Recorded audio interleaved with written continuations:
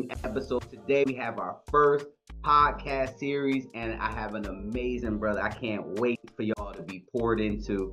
This is Amoon Razen, and this man is a dedicated man of service who has served in the United States Marine Corps. He has been a part of liberating people, creating freedom in Afghanistan. I mean, when we talk about leadership skills and qualities, this is the guy. But not only that, he is going to talk to you about how to keep your body running optimally as far as what you put in it and how to make sure you are running at maximum capacity. And then we have an even better thing that we're going to expose y'all to at the end that's going to provide a level of income protection because we are here at Total Wealth. So with that introduction, I want to bring in Amoon, man. How are you doing today, brother? Man, I'm doing great, man. Every time I talk to you, I'm doing even better because we soul brothers and spiritual brothers, We I we love it. we're really family. We're not relatives. We family. It's two different things. So I love Absolutely. Absolutely, man. And it. I'm sure y'all can see the energy already for why this had to be one of my first guests. And so when I talk about pouring, the whole point of this podcast is that we can deliver value so you guys can take these things and implement maybe one or two of the habits that you hear today into your lifetime because you guys are going to truly understand quick that we are compound people, right? Compounding is probably the most powerful world in our existence because that's doing something small over time to give you a big effect. But with that, Amu, I want to dive right in because when I start thinking of total wealth, y'all know we're going to touch in on our six factors. And the first one is our mentality, right? Because before you start progressing, before you start wanting to get into personal and professional development, you have to kind of develop that strong mental, right? And so when you talk about you and how strong you are, how your mind works, where did you develop such a strong mentality from? Actually, I developed that growing up in poverty myself at one point in my life as having a resiliency about myself. But I always use this mantra I had to myself: win some, learn some, never lose. You Mm, never lose if you're learning. You only losing if you're not learning. So win some, learn some, never lose. So I see every obstacle that come my way as a learning curve.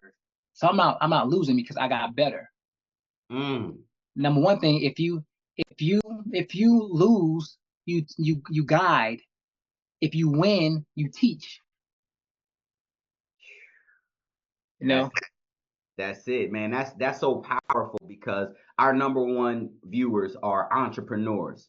And when we talk about never lose, part of the success equation is fail, right? But if you look at failure as a loss or you get scared of it, you'll run from it. And without even realizing, you're running away from your success at the exact same time, right? Roger that. Because it takes those learning moments is what's going to help you get over that hump and hit that new level. But we have to go through some trials we're going to go through and we're going to be successful from jump, but some we're going to fail and we have to learn how to get over that hump, right? This is why I love growing up in the video game era, right? Because there's been so many video games where I had to reset, and they say life ain't a video game. You get one chance. Well, technically that's true, but really when we talk about business, it's all about reset and pivoting, trying something Hmm. different to get to Hmm. that boss level to beat the game, right? And so I love that mentality. Say that mantra for me one more time. I said win some, learn some, never Never lose. lose. You That's only it, man. you only That's lose you only lose if you don't learn. I have one more thing to say, Go ahead. Larry. You have to fail forward. Mm, Just because you fail don't mean you fail forward.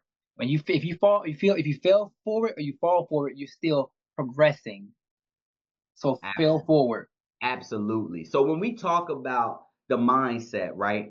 Do you remember a time where your mindset might not have been in the right place where maybe you either had depression or maybe just had a negative or pessimistic mentality? Like have you ever been there and what have you done to kind of change and give yourself this optimistic mindset? So the number one thing, I have been through those things. Number one, but what had happened was that I let people around me tell me who I am instead of letting God tell me who I am. Mm, So if you let people tell you who you are, you also fall into depression. You also gonna fall up to fear in it, fear, because most people love you out of fear, not out of love. Um, you always gonna have doubt because people is gonna do that around you. So, but if you let God tell you who you are and you everything He is, you in His image, you only can be great. Absolutely. And I've had moments of depression or just feeling pessimistic, especially coming into the year 2020, where all of Mhm. us were shut into the home, didn't have that kind of connection and things like that. And when you talk about the connection with the Creator, right, with God, some people who might have different views or might have different things. It's my jacket, or might have different things on their mind, different views. They say, okay, how do I connect with God if I don't really know how to connect with God, right? And so I think when it comes to that, I want to give a little bit of idea of how to do that. And from my experience, it's been to go within. It's to Mhm. ask yourself questions. It's to kind of connect with you. And then as you start to build a healthy relationship with yourself, God will start to come in, give you thoughts you never thought before and ideas. But Amoon, can you elaborate on that? How would you tell somebody to connect with God? I'll ask them. I will basically tell them how to connect with God. I won't tell them. I will guide them. Is have an understanding of yourself. An understanding. That means seek within. For every physical ending is a spiritual beginning.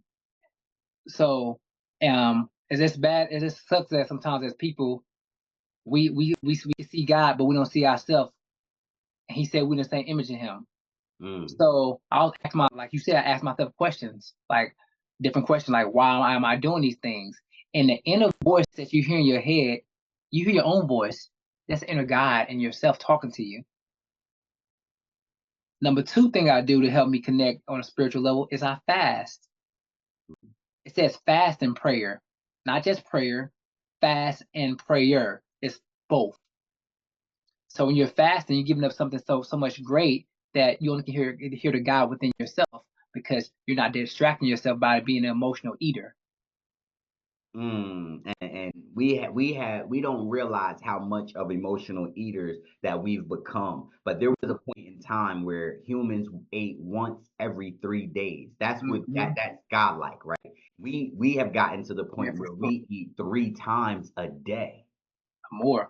Right? And processing food is one of the biggest activities that your body is going to do. So when we talk about you fasting, what you're really allowing your body to do is work the way it originally was intended. That's You know right. what I mean? So Right.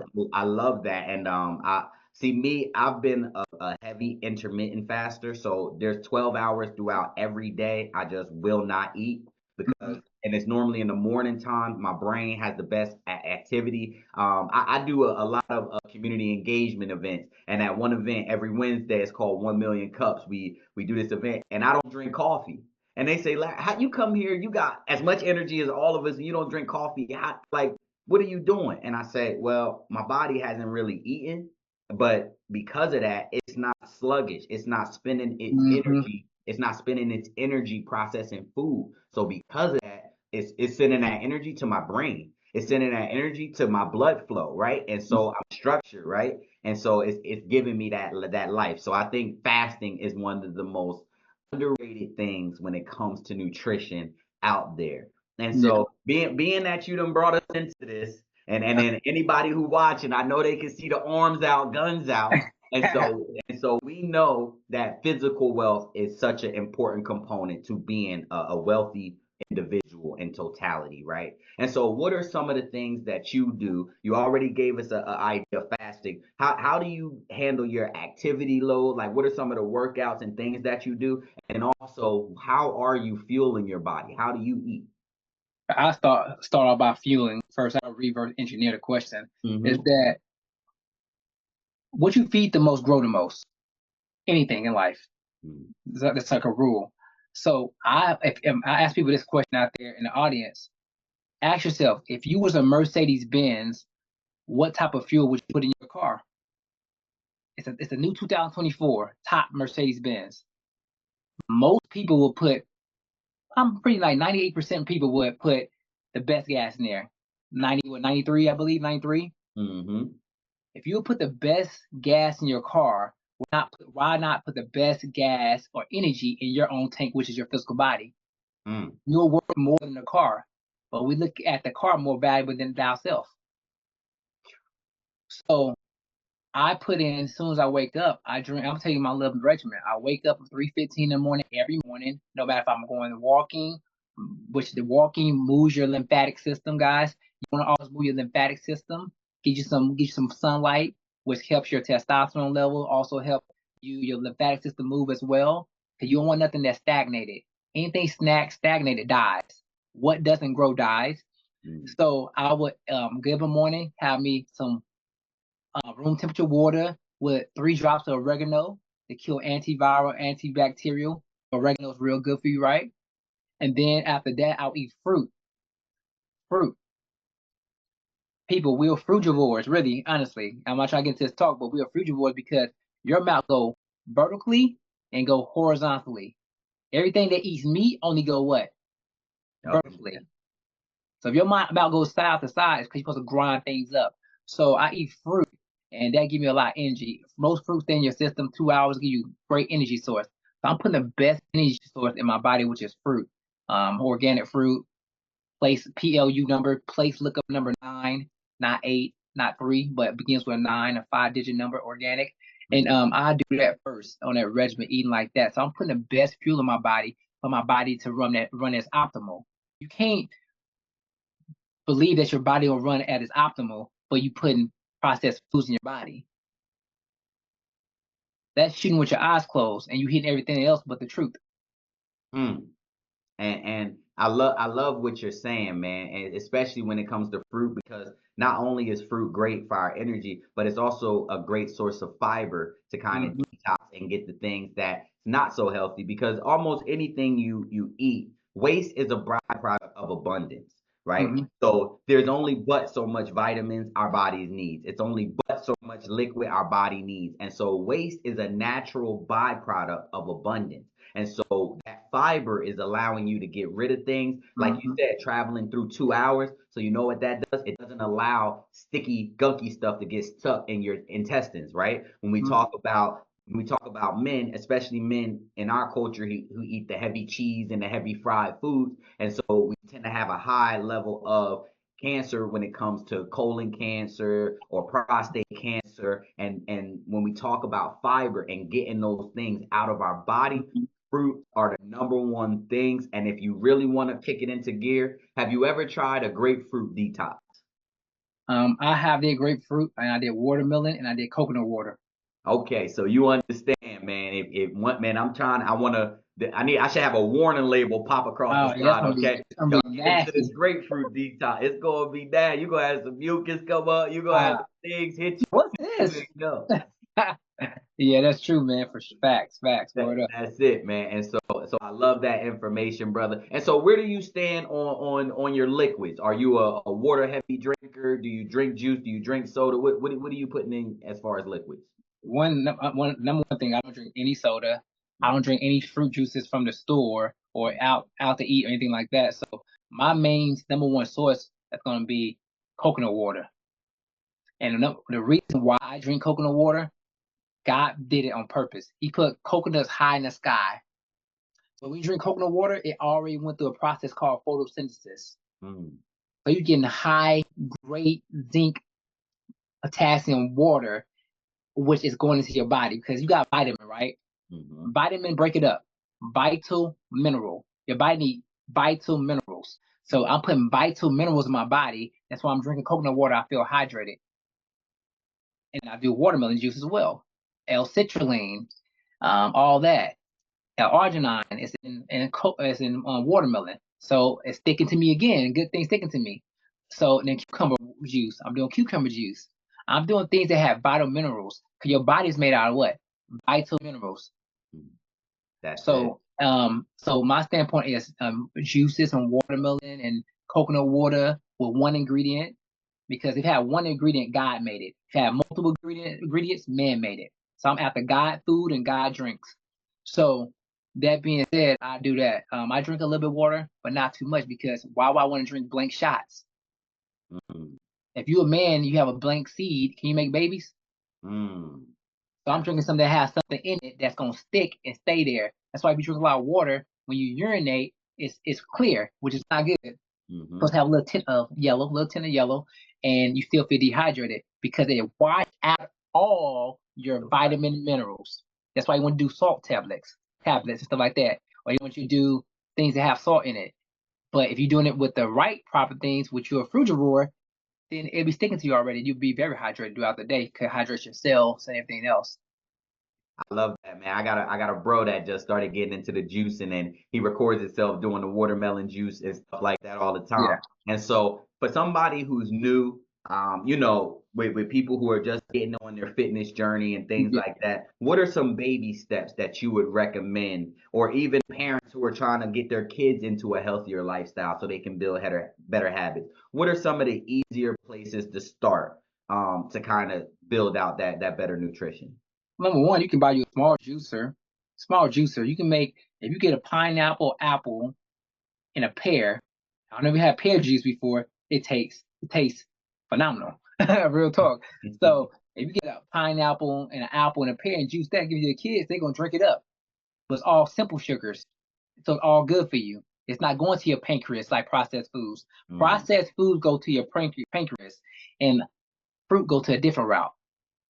So that being said, that's why the diabetes thing is crazy when they talk about fruit is bad for you. Not fruits, but fruit is bad for you when you have diabetes. When the highway to heaven is two different ways. You drink processed foods, and which is sugars, the bad sugars, it go to the highway of hell, which is your pancreas, and fruit go through a different turnpike. So to the highway of heaven. So I would recommend them get them a small juicer, and you can do pear juice, watermelon juice, stuff like that for their kids. They would love that because it's still sweet, right?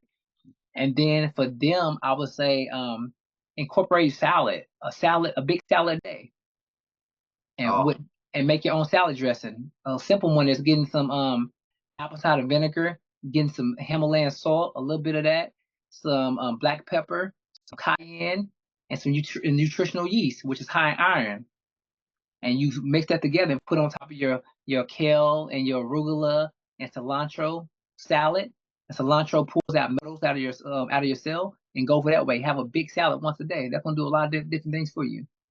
that's amazing, man. That's great. That's great information. And for people who like myself, I used to find it difficult to just have a salad as a meal. But what I started to do was I order a salad when I'm about to eat dinner. And what it does is it reduces the amount of the other food that you can consume, right? Mhm. So sometimes when we're trying to break our bad habits, we want to make it easier on ourselves before we just straight spasm our body into Yeah, something different, right? So if you can't do the just the salad lunch or the salad dinner, I recommend adding it to what you do. adding it. It's going to make you not want to finish the rest of the food, and so then you're getting more of the healthy stuff, less of the bad stuff. And And, so when we talk about those foods, and another reason why I think foods is so important is because we are vibrational, right? Like mhm, we are beings that go off of frequencies, and mhm. one of our main controllers of our frequencies is our emotions. And we don't realize how the foods that we eat mess around and regulate our emotions, right? So how important do you think eating and nutrition is on the emotional state? I don't think I know. Um, I know that a big things on your whole body, your emotion, everything like that. Say for Thanksgiving, you eat turkey. How they eat turkey, what happens to them? They go Uh, to sleep. Go to sleep. Most they people go to get the sleep. itis. Yeah, the itis. You think God put anything here to make you sleepy? No, He didn't put that to make you sleepy. Why wouldn't He want you to be aware? So we eat things like that, thinking it's good. No, it's just your body is fermenting it, and it's putting this sleepy state in you. No, that's be a good thing emotionally too. And if you eat a lot of sugary things that's processed, which is chemicals, it'll mess up your natural chemical balance. So Mm, you'll be off somewhere. That's why when people eat a lot of processed foods, which processed foods is 70% of the American diet. Last year, 3 million people passed away last year. 1.5 was number one was heart attack, heart disease. Number two was cancer. right? Mm-hmm. These critical illnesses, right? So if that affects your body to make you pass away, it's gonna affect your emotions too. They all interconnected. God is oneness, man is separation. Everything is interconnected. Mm. Everything. And as a father, I think you understand how important it is for not only us, but our children and the people around us to be able to control their emotions, Hmm. right? Being able to not be so reactive when we get mad Hmm. and get upset, because the average person gets in the most trouble of their lives when they angry, when they upset, right? They even so much that they lesser criminal penalties because of crimes of passion, right? When you get too emotional because of a situation that happens, like our emotions is what makes us do the actions, right? In every which way. We can get so happy and so excited that it motivates us to build an amazing business, or we can get so low and so distraught that it can make us want to take a life, Yeah. right? And so, what are some ways where you put emotions at the forefront, and especially when it comes to like being a parent? Do you talk with your kids? Do you allow them some freedom reign? How do you teach them about their emotions?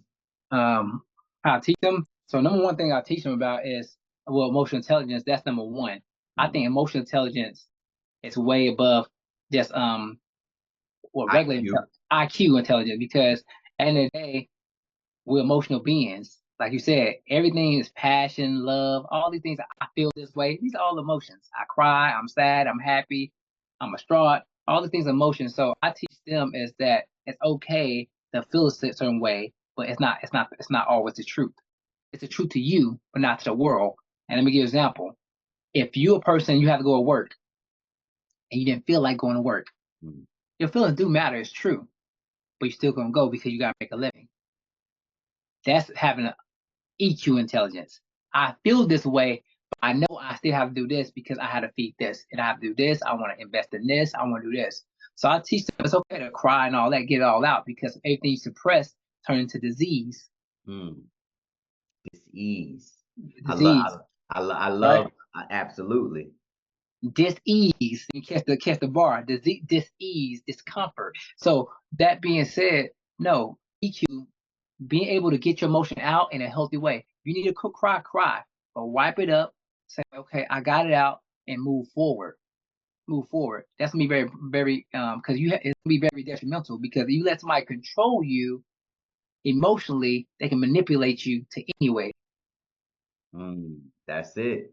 That's it, man. And I did a little bit of study. I have a book coming out soon, and I had to do some studying on the emotional words that we use. And it's so funny because we started this with the mental, but every negative emotion that we have, and if you study and read the dictionary, the word perceive is in that word. Yeah, And why that's important is because I have I operate under the logic that when God created people, He gave us one emotion, which is love.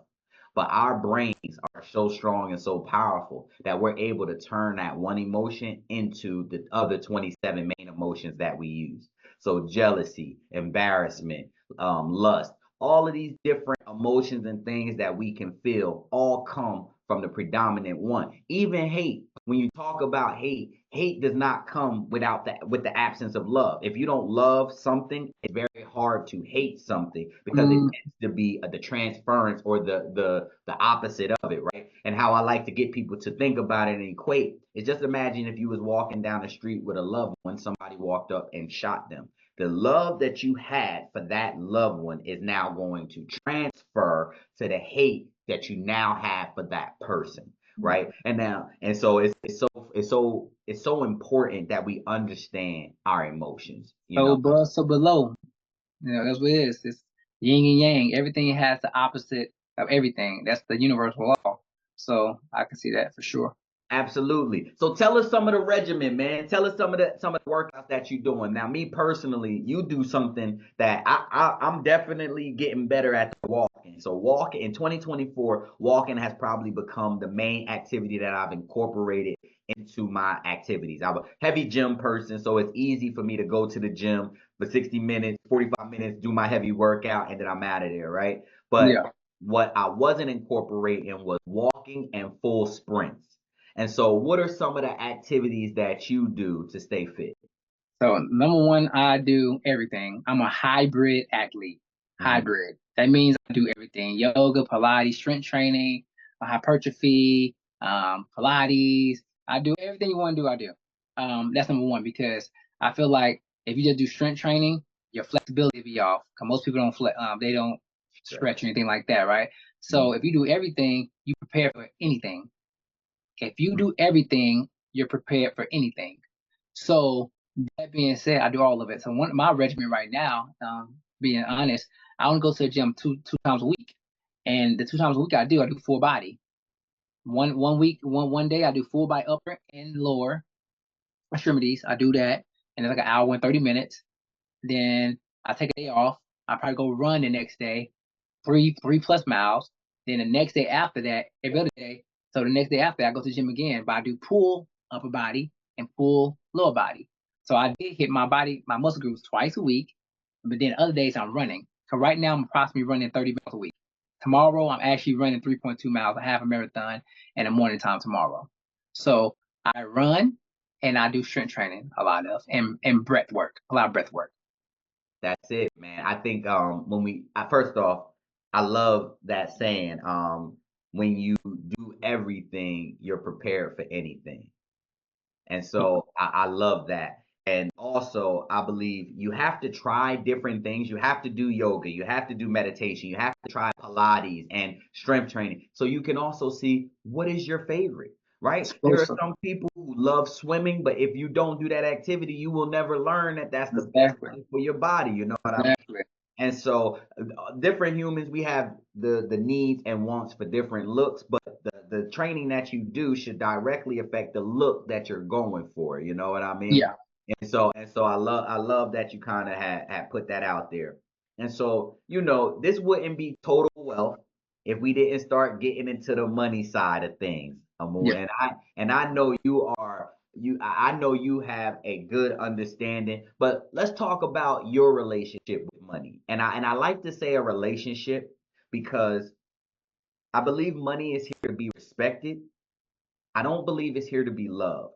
And so I believe there needs to be a healthy relationship that you have with your money so it can help you do the things that the goals and the success that you have in your mind help you achieve those things. But you have to always keep in priority that money never comes before people. And so tell me, how is your relationship with money and how do you view money? Well, I view money as spiritual. I'm gonna tell you why. The money can be in more than just one place. It can be in my wallet. It can be at the bank. It can be invested. It can be in insurance. It can be in Africa. It can be in cryptocurrency. It can be in a 403b, a 457. It can be in my money. Can be in multiple places. So it's spiritual. And once I realized money was spiritual, I start having a better relationship with money because spirituality for me is first before anything. Like you don't see oxygen, but why are you dead? You don't see stress, but it kills you if you have a lot of it. So Mm. what you don't see is one of the most powerful. So money is spiritual for me. So I have a great relationship with money. At one point I did when I seen money as only physical.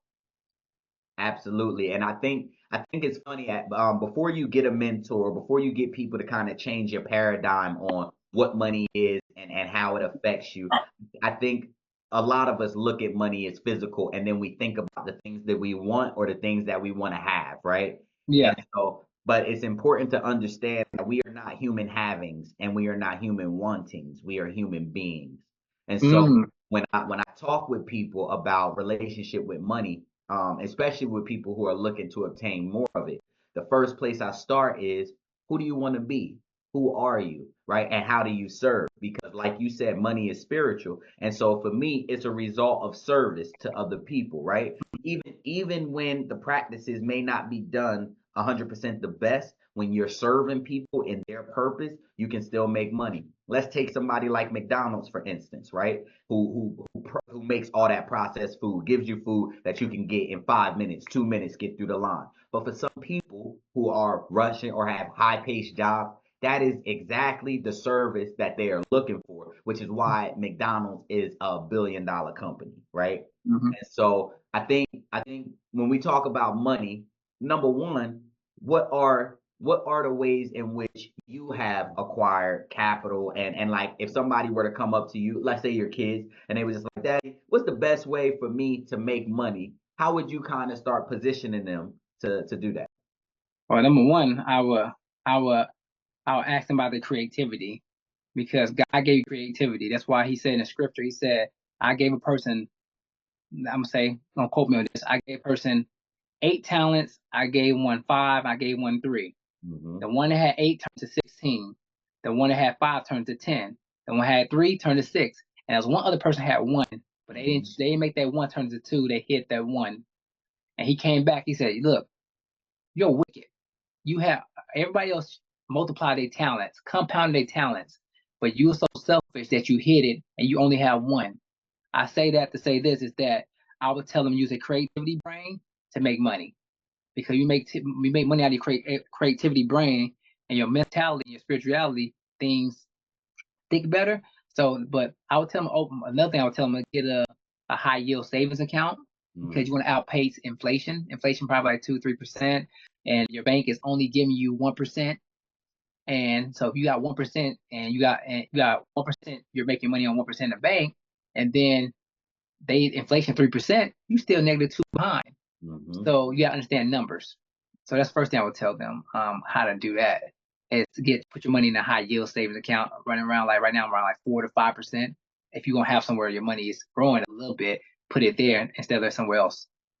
That's great advice, man. That's great advice. And when I start thinking about how to make money, the first thing is curiosity, right? Because curiosity is going to give you one or two things. It's going to make you look at an industry and you'll go out and get a job, or it's going to make you look at something and say, I think I can do that, and you're going to go out and start a business, right? And those are the two ways where you're normally making money. And so I used to be a big W2 versus entrepreneurship thing. So if somebody told me they was working, I would say, man, you need to start this business, right? But then I started to do some research, and 4 out of every 5 millionaires, 80% of millionaires, work for somebody else, even if they have their own business. So Yeah. this is not always a this or this. I think we need to be more of a collaborating community and understand is this and this. If This. you're a talented individual, you should be able to use that talent any which way. And when people value you, then you can get compensated highly for your skills. But I think where a lot of people fall short at is they stop learning after high school or they stop learning after college. And your earning potential is all about who you are becoming. And Mm-hmm. so if you stop becoming the person that can do great things, you're going to limit your income potential. And so when I remember used to always hearing the term investing yourself, Mm-hmm. investing yourself. And I just didn't understand what that meant. I was like, what does that mean? Like, what do I have to buy? But investing yourself is not just about what are you buying. It's about what are you learning and what are you taking that you're assimilating and it's going to go with you forever, right? I Mm-hmm. remember reading Think and Grow Rich, and there were 13 components in Think and Grow Rich that it talked about would lead you to riches. But the three that I assimilated and left with me, number one, the power of a mastermind. Other people who are on the same frequency as you are going to help you move faster, make less mistakes, and get to your destination quicker. Mm-hmm. Number two is desire. If you do not have a burning desire inside of you to do something to help people, you're just not gonna get it done. You know what I mean? And then number three is organized planning. All right, because we are all, especially when you're young, you're in your 20s and your 30s, we have the energy to do stuff, right? And so it's like slamming on the gas.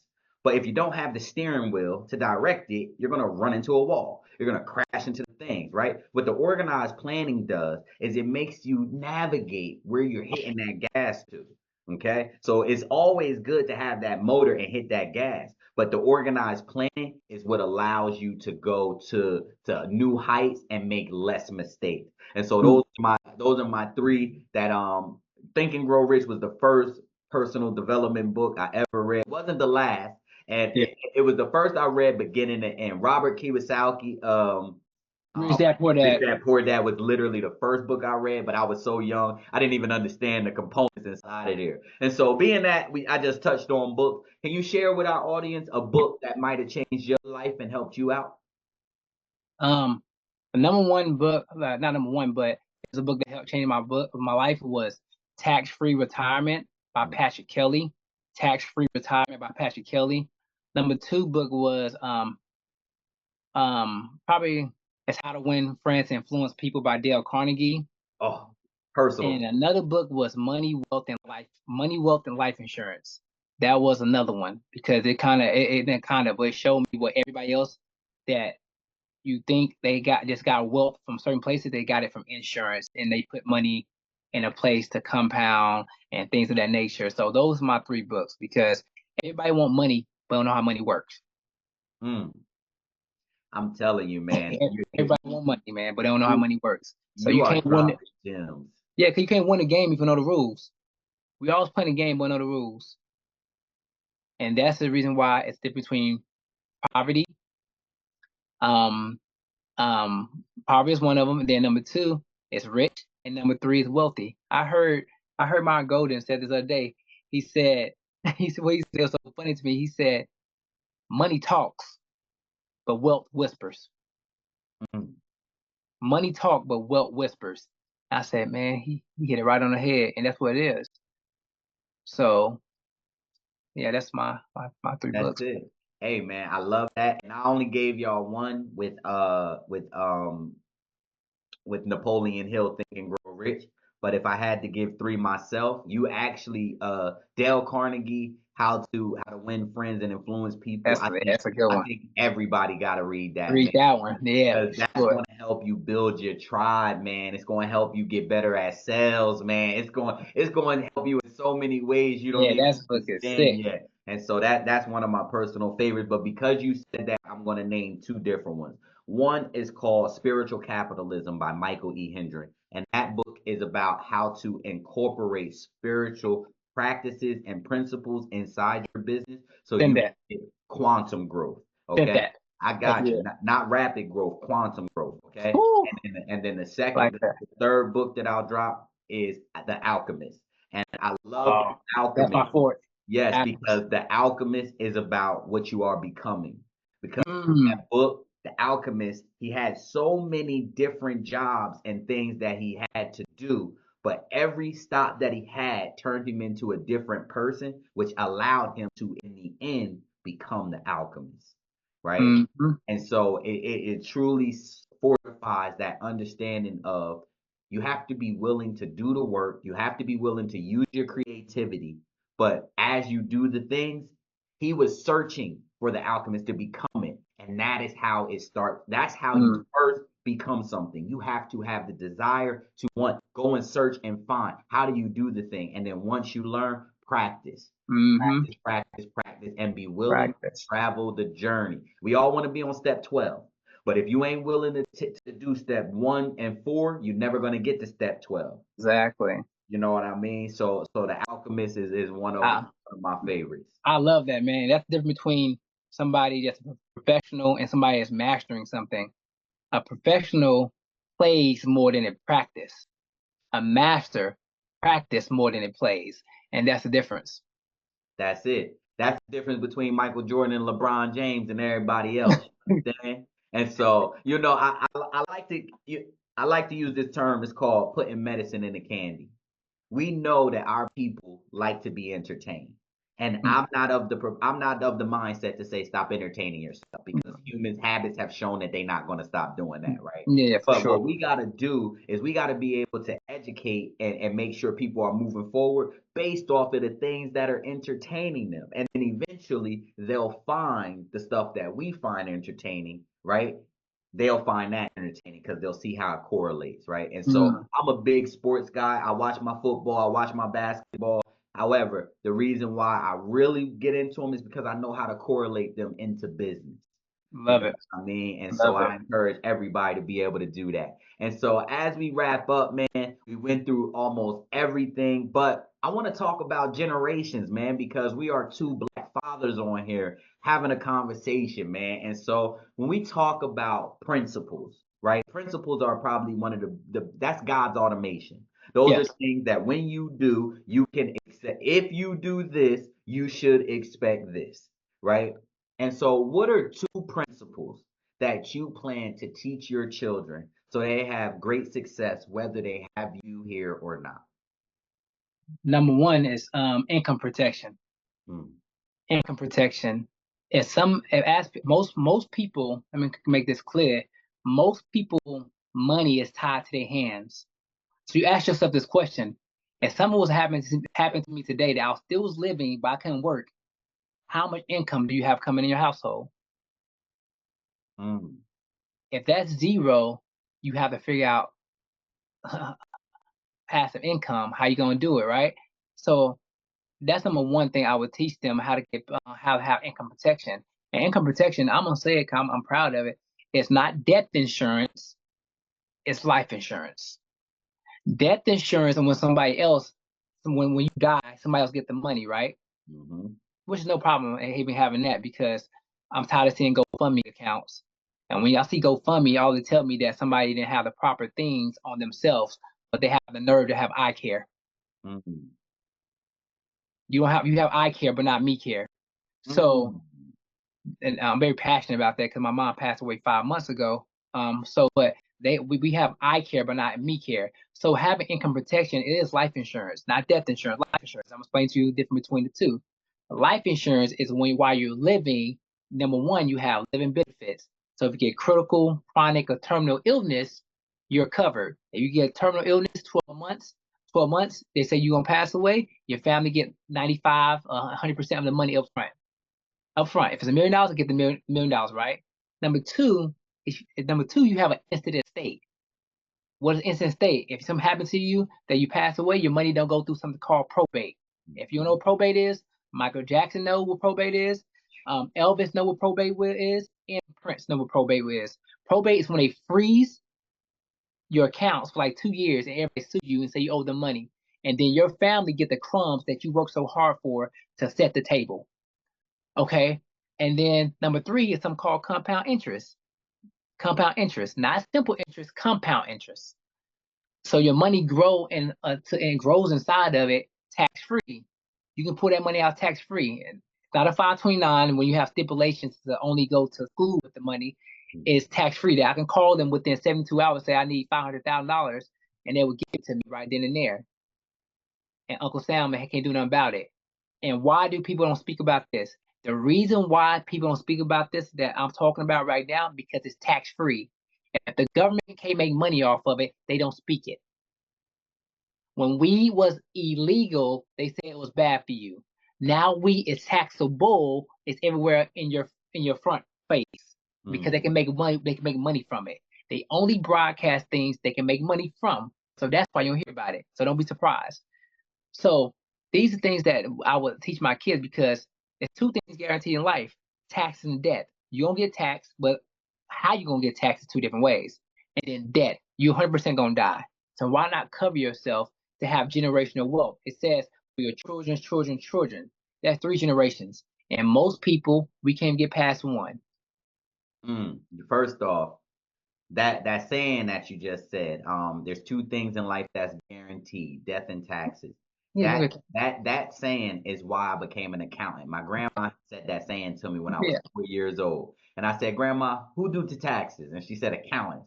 I said, I'm going to be that. She said, why? I said, because I'm always have a job. yeah, So yeah. Larry, that's the That's smartest smart. thing I ever That heard, is right? smart. That's smart. And so because but it wasn't because I said it, it was because my grandma said that was one of the smartest things I ever heard. It Yeah, gave me confidence and I never forgot that thought. And so even today, for anybody who knows Royalty Financial Services, that is my bookkeeping and taxation firm. We do amazing work. And so without that saying, I would not be me.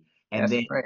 and then you touched on life insurance and you touched on wealthy, credible people that we know who, so it's not about how much money you have. It's about the information that you know, Yeah. right? Because we know also Martin Luther King, when he passed, his estate went into probate, right? And so we're talking about wealthy, influential people who had amazing people around them, but they still did not know these components. And so the fact that we know this, it's not about how much you know, it's not about knowing what to do. It's about doing what you know.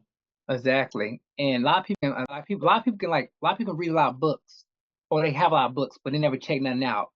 It's you always talking about, I have knowledge. You have knowledge. No, it's application of knowledge. Think while it works don't mean nothing. It's no, you need to apply the knowledge. A lot of times we know a lot of different things, but we don't want to become a lot of different things. Mm. You can know a lot of different things, but what do you want to become? And we don't become a lot of things because we have trauma. We fearful. We fearful to move because we don't hear something. We don't move. We like a deer in the headlights. So those things about financial literacy, if everybody here had $1 million policy on themselves, we reverse reparation. We reverse it. But they know that most people, it's not gonna have it. You gotta ask yourself why, when you leave a lot to buy a car, they make you get car insurance. But you Mm. never ask yourself why they don't make you get life insurance. But then make sure before you leave the leave the car lot, you have to have what? Car insurance. Car insurance. But they never tell you to get life insurance. And I'm not talking about life insurance that people we got our job. You know what I'm saying? Yeah. Which is called group insurance. That costs a little bit, but as soon as you get fired or they leave you and let you go, now that $15 is $450 because now they Mm. want you to own it. It's not a deal on it anymore. Talk about that. You know what I'm saying? And Mhm. a big thing, I'm going to this because I'm very passionate about it. A big thing, a lot of times we underinsured. That you If you just make hit a on hundred thousand dollars, but I'm gonna give you an example. If you made $100,000 and then you have a 2-year-old son and then your policy is only $200,000, you're still uninsured. It's better than nothing, but let me tell you why you're uninsured. I would say, is it safe to say if anything was to happen to you today, that 2-year kid, you want to make sure they at least make it to age 18 off the money that you make today? They'll say Mhm. yes. How many years between 2 and 18? 16 years. And you make what? $100,000 per year. $100,000 times 16 years is $1.6 million. Yep. So you're still underinsured because Mm. they'll be hurting emotionally already. Please do not let them hurt financially. Absolutely, man. And for not just for the time, because when we think about protection, so many people don't think about time when they're thinking about protection, but you also Yeah, got to think about your assets, right? all that If you own a home, you need to make sure that your policy will be able to wipe cover that mortgage out, especially if you're the income producer in your home. Because just facts. imagine the trauma that it would go for your family to lose you. Now they gotta Lose sell the the house, house. got to be displaced. Now everything is different, right? So you hit the nail on the head. And one of the other things that I think is super undervalued when it comes to life insurance policy is it's one of the best collateral vehicles in the country. So when you talk about being able to borrow against it, it's Hmm. almost infallible. You can almost always pull out money in a loan. And why is money that you get in a loan good? Number one, you don't have to pay tax on it, right? You tend to have interest. But with Hmm. insurance loans, they tend to have lower interest because that money is guaranteed, is backed by your life. 4%. Most time it's 4%. If you say example, I have a $200,000 in a policy. Okay. I'm gonna put $100,000 out. I have a real estate deal over here that you're gonna pull out. No, you're not gonna pull out. The insurance company is gonna give you $100,000. So there's 200,000 in there still compounding. So you made 11% on your $200,000, Mm, and then they gave you $100,000. You go make money on that. So you make money over here on the right hand side of the insurance company, and you make money that you did an investment over here. And the insurance company say you just gotta pay me 4% back in a year. So if it's 4% on $100,000, it's $10 a day you got to pay back. So you had that money for 6 months. You only paid $2,000 back, and you made $50,000 over here.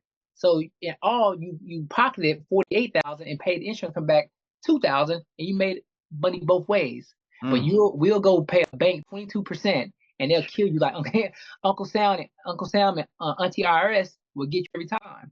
So understand what the difference between death insurance and life insurance is, because it's two different things, and we have to educate ourselves about that. Understand tax, IRC, Internal Revenue Code 162. Understand these different things. We all here to for our purpose, number one. But most people we want to make money. We want to have wealth. Know the game, but know the rules even more. Absolutely, man. And First off, I want to say, man, I think anybody who has tuned in today heard a bunch of gems that they can take from this and be able to implement into their own personal situation and really maximize it. But one question that I like to leave off with every guest who's a part of Total Wealth, I'm very invested as a parent in the next generation, Mm-hmm. right? And we know that although we're financial professionals, fitness, there's a lot of different things you got to navigate to be successful in this world. But what do you think it takes to be successful today? What kind of characteristics, what type of principles should a person have in order to give themselves the best chance to succeed today? Number one, be honest with yourself and what God gave you. Number one, like be honest with yourself and lie to yourself. Um, what you don't learn, you repeat.